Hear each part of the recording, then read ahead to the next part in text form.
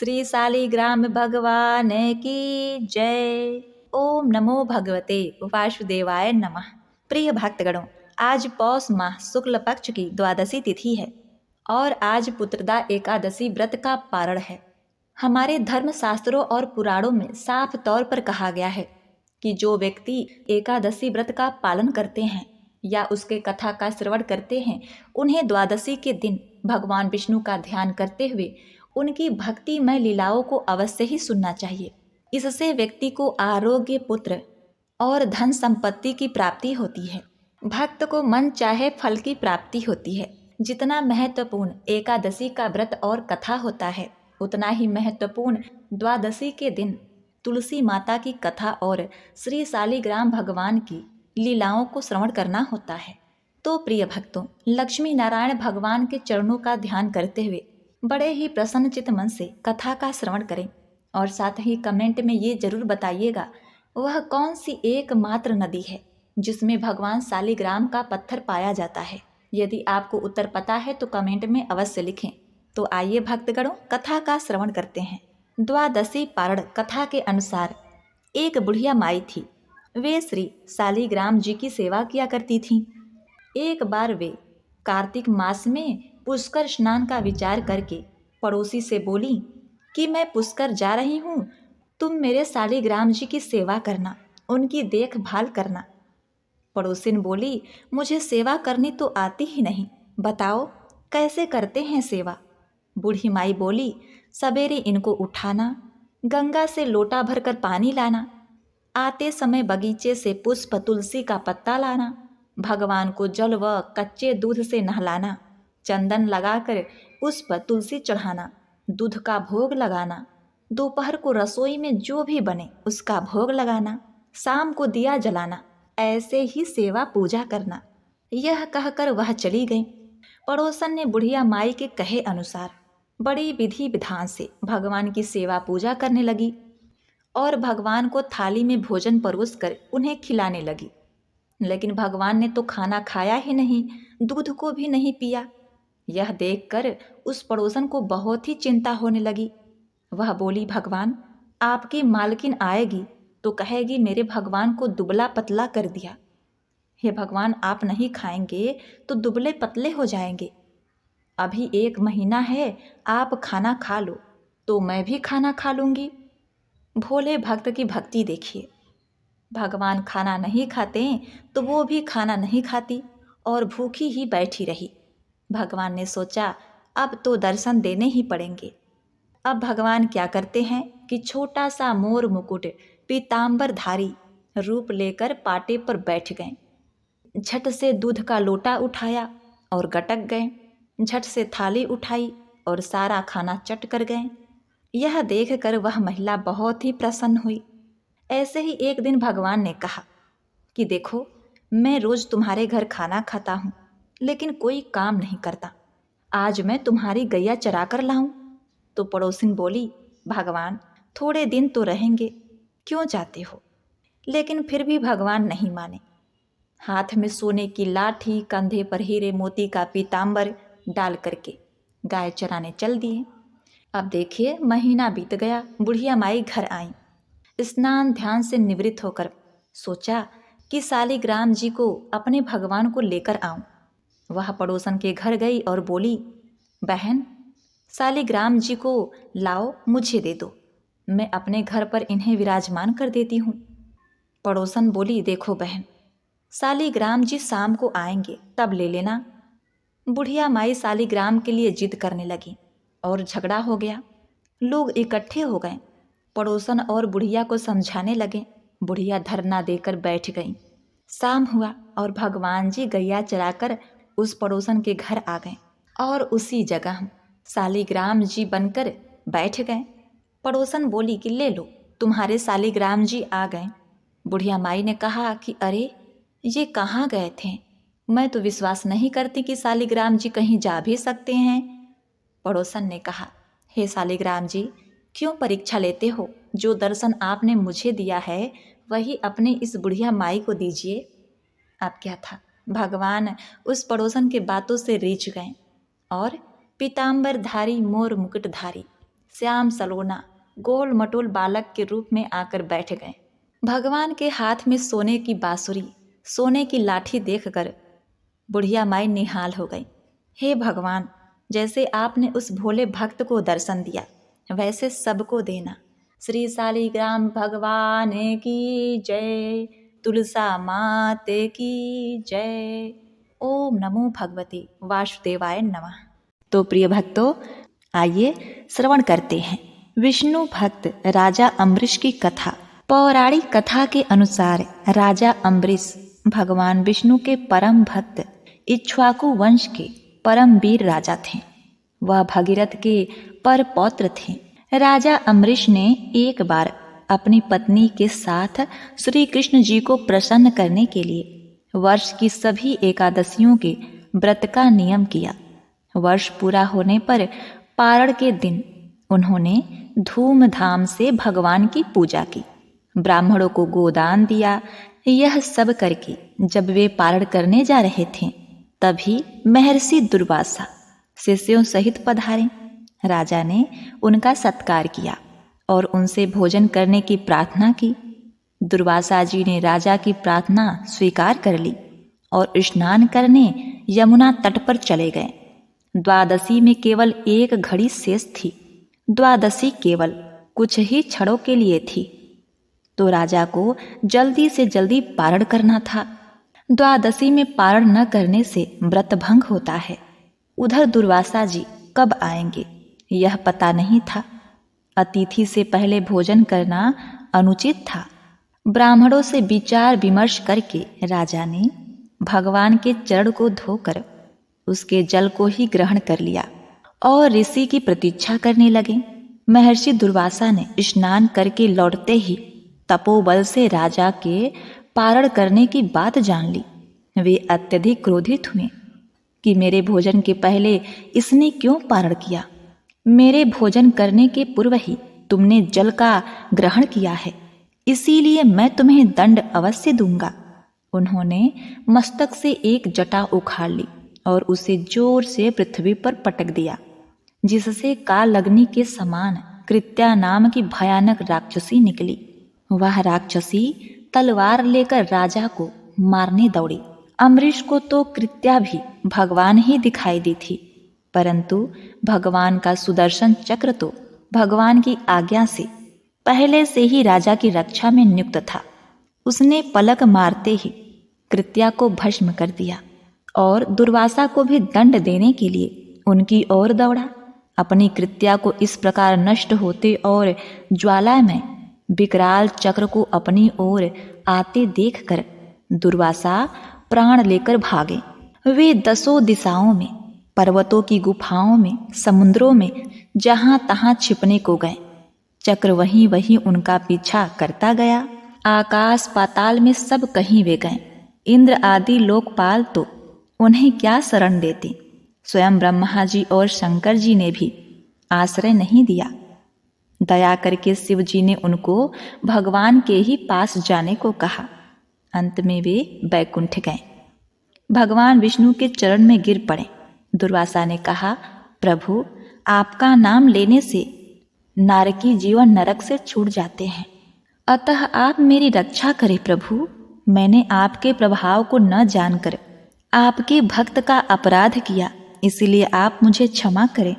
इस पर भगवान विष्णु ने कहा, हे ऋषि श्रेष्ठ, मेरे छाती पर स्वयं भृगु जी ने लात मारी, मैंने वो सहन कर लिया, परंतु जो मेरे भक्तों का निरादर करता है, उन्हें मारने के लिए दौड़ता है, उनका तनिक भी अहित करता है, तो मैं उसके अपराध को क्षमा नहीं कर सकता।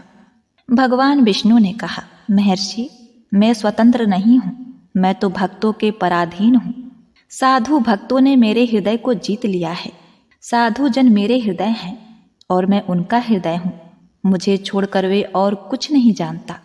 भक्तों को छोड़कर मैं अपने इस शरीर को भी नहीं चाहता और इस लक्ष्मी को, जिनकी एकमात्र गति मैं ही हूँ, उन्हें भी नहीं चाहता। जो भक्त स्त्री पुत्र घर परिवार धन प्राण इह लोक परलोक सबको त्याग कर मेरी शरण में आता है, भला मैं उसे कैसे छोड़ सकता हूँ। जैसे पतिव्रता स्त्री पति को अपनी सेवा से वश में कर लेती है, वैसे ही समदर्शी भक्तजन मुझ में चित्त लगाकर मुझे भी अपने वश में कर लेते हैं। नश्वर स्वर्ग आदि तो चर्चा ही क्या करें। मेरे भक्त ऐसे मेरी सेवा के आगे मुक्ति को भी स्वीकार नहीं करते। ऐसे भक्तों के मैं सर्वथा अधीन हूँ।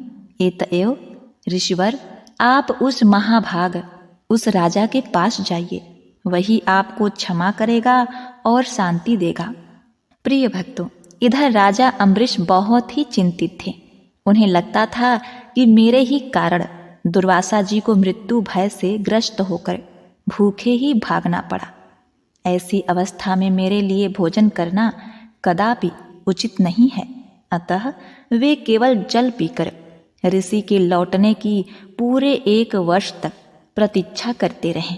1 वर्ष के बाद दुर्वासा जी जैसे भागे थे वैसे ही भयभीत दौड़ते हुए आए और उन्होंने राजा का पैर पकड़ लिया।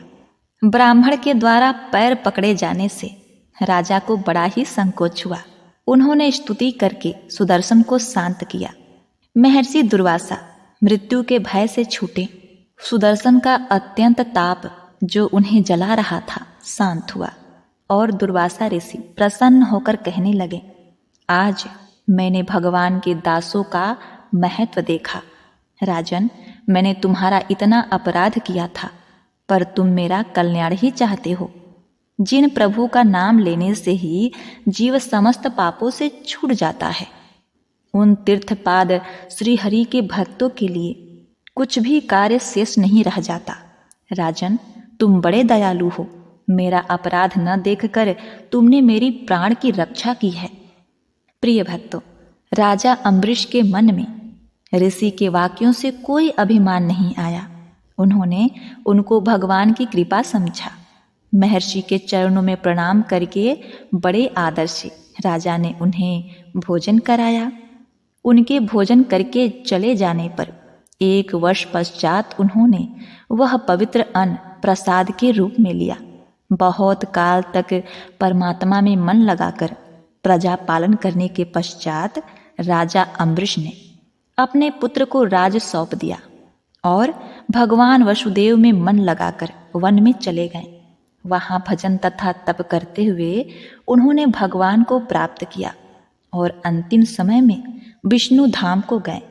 जो भक्त एकादशी का व्रत करते हैं वे द्वादशी के दिन इस पारण कथा को सुनते हैं, उनका सर्वथा उद्धार होता है। एक बार प्रेम से बोलिए, ओम नमो भगवते वासुदेवाय नमः। प्रिय भक्तगणों, अब आइए सुनते हैं तुलसी माता की बड़ी ही अद्भुत अनसुनी कथा। एक बार देवर्षि नारद के मन में आया कि भगवान के पास बहुत महल आदि है, एक आध हमको भी दे दे तो यही आराम से टिक जाएंगे, नहीं तो इधर उधर घूमते रहना पड़ता है। भगवान के द्वारिका में बहुत महल थे।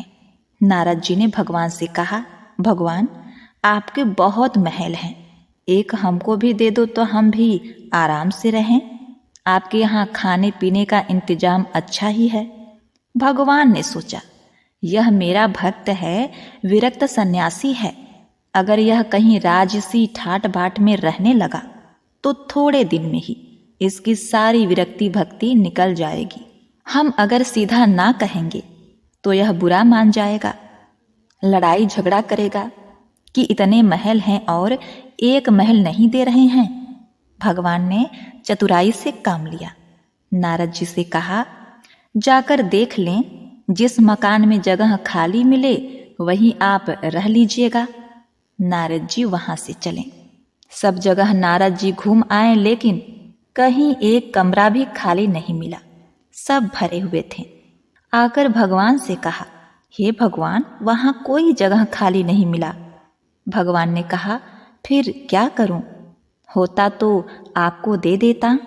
नारद जी के मन में आया कि यह तो भगवान ने मेरे साथ धोखाधड़ी की है, नहीं तो कुछ न कुछ करके किसी को इधर उधर दूसरे कमरे में भेजकर एक कमरा तो दे ही सकते थे।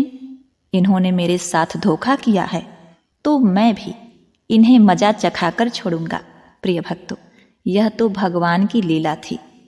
नारद जी रुक्मणी जी के पास पहुँचे। रुक्मणी जी ने नारद जी की आवाभगत की, बड़े प्रेम से आदर सम्मान किया। उन दिनों भगवान सत्यभामा जी के यहाँ रहते थे। एक आधा दिन बीता तो नारद जी ने उनको दान की कथा सुनाई। सुनाने वाले स्वयं नारद जी दान का महत्व सुनाने लगे कि जिस चीज का दान करेंगे वही चीज आगे आपको मिलती है। जब नारद जी ने देखा कि यह बात रुक्मणी जी को जम गई है तो उन्होंने पूछा, आपको सबसे ज्यादा प्रेम किससे है? रुक्मणी जी ने कहा, यह भी कोई पूछने वाली बात है, मुझे भगवान श्री हरि से अत्यंत प्रेम है। कहने लगे, फिर आपकी यह इच्छा होगी कि अगले जन्म में वे आपको ही मिले? रुक्मणी जी बोली, इच्छा तो यही है। नारद जी ने कहा, इच्छा है तो फिर दान कर दो, नहीं तो नहीं मिलेंगे। आपकी सौत भी बहुत हैं और उसमें से किसी ने पहले दान कर दिया तो उन्हें मिल जाएंगे। इसीलिए दूसरे के करने से पहले आप भगवान को हमें दान कर दें। रुक्मणी जी को बात जच गई।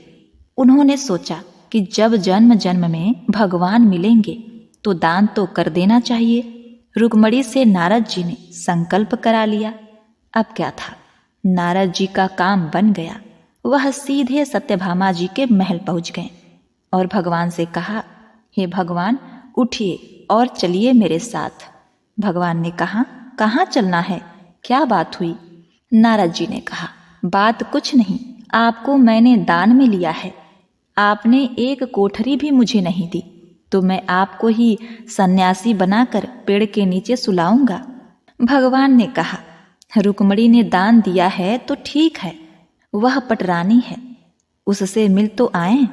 भगवान ने अपने सारे गहने, गाठे, रेशम के कपड़े सब खोलकर सत्यभामा जी को दे दिए और वल्क वस्त्र पहनकर, भस्मी लगाकर और कमंडल लेकर वहां से चल दिए।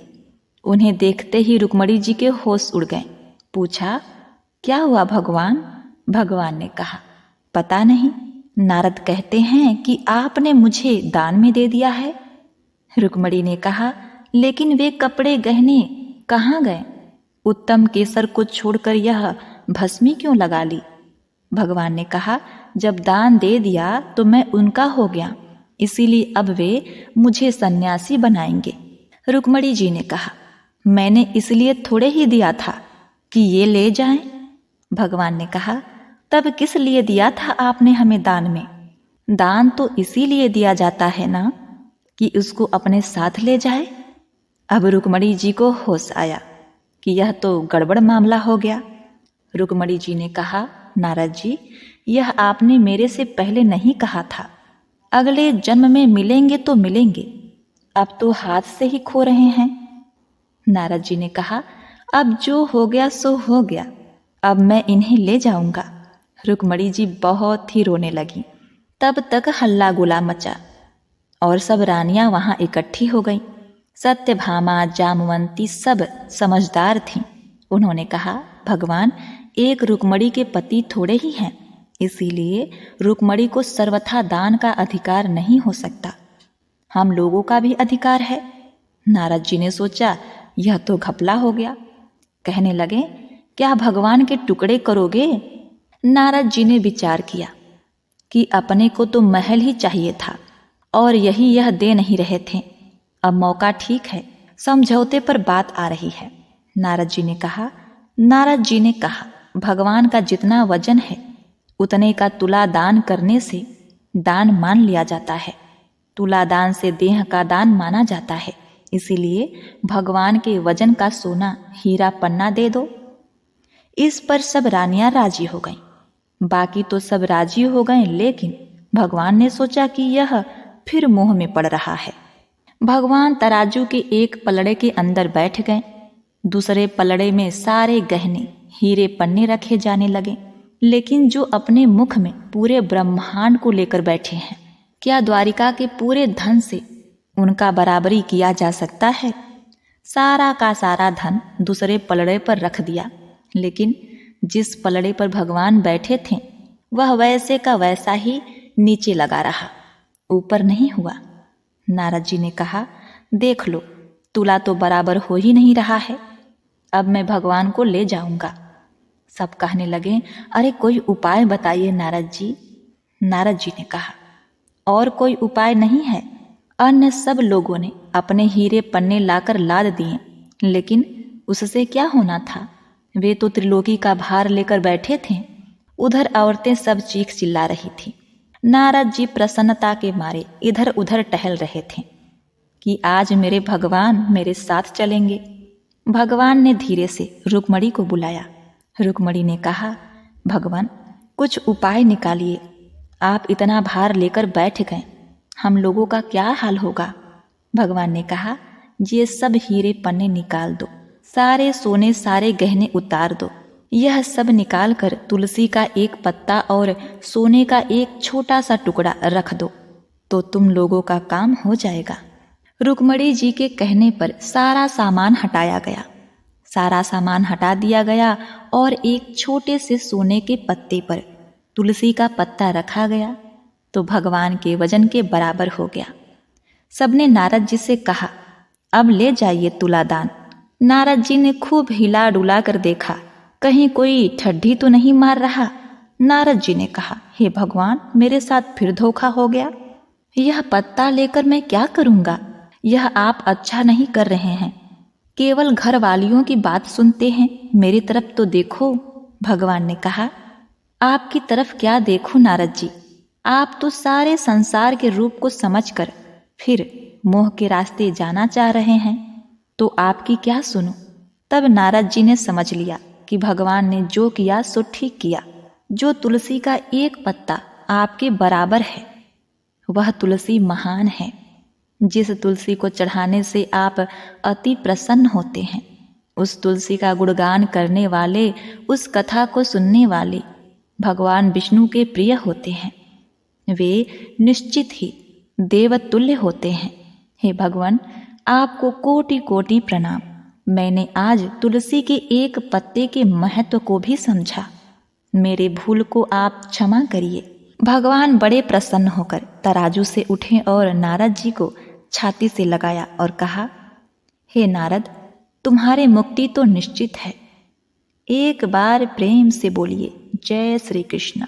ओम नमो भगवते वासुदेवाय नमः।